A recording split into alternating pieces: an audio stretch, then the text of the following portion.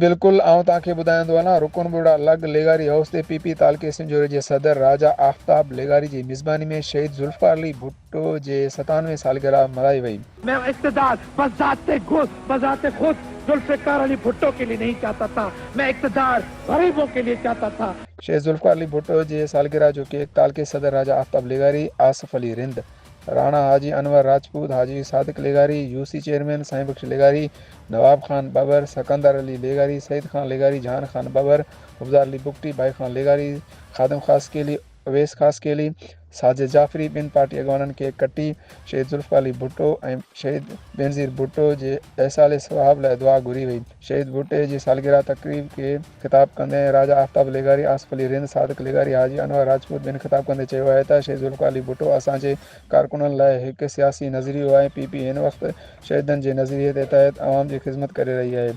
आवामी ताक़त सां मुल्क जी ईंदड़ वज़ीर आज़म बिलावल भुट्टो ज़रदारी खे कराईंदासीं।